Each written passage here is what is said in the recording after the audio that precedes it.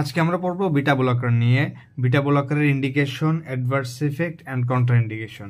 ইন্ডিকেশনের মধ্যে আছে cardiovascular and others. Cardiovascular মধ্যে আছে hypertension, angina pectoris, myocardial infarction, heart failure and cardiac arrhythmias. And আদার্সের মধ্যে আছে hyperthyroidism, pheochromocytoma and glaucoma and migraine.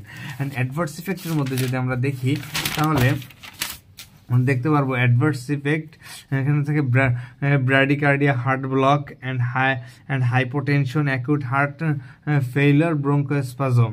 And adverse effect মানে সিএনএসে হয় fatigue and depression, sleep disturbance. And আদার্সের মধ্যে আছে cold extremities, masking of hypoglycaemia and importance.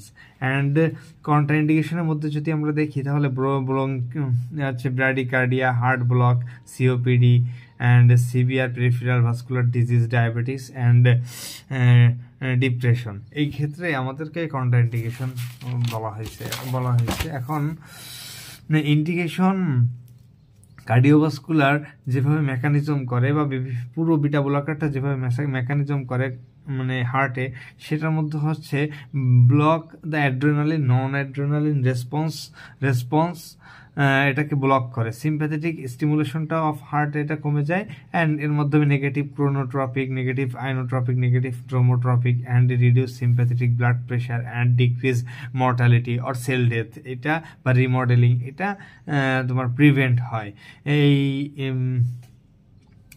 ব্লকের মাধ্যমে। অ্যান্ড আদার্স কি হয়, হাইপারথাইরয়েডিজম, ফিওক্রোমোসাইটোমা, এই দুইটা হচ্ছে সিমটমস কন্ট্রোল হয়। ঠিক আছে, যেমন ট্রিমার, পালপিটেশন, এই যে জিনিসগুলো আছে এর সিমটমস কন্ট্রোল হয়। আর গ্লুকোমার ক্ষেত্রে অ্যাকুয়াস হিউমার ফর্মেশনটা কমে যায়। অ্যান্ড মাইগ্রেনটা হয় হচ্ছে সিম্প্যাথেটিক ডিসচার্জ কমে যায় in the central nervous system, এর কারণে মাইগ্রেনটা কমে যায়। এখন অ্যাডভার্স ইফেক্ট হচ্ছে ব্র্যাডিকার্ডিয়া, হার্ট ব্লক। এখানে আমরা জানি যে এক্সেসিভ মানে ব্লকেড হওয়ার কারণে এসএ নোড, এভি নোডের যে এটা স্লো হয়ে যায়, এটা ট্রান্সমিশনটা। অ্যান্ড হাইপোটেনশন হয়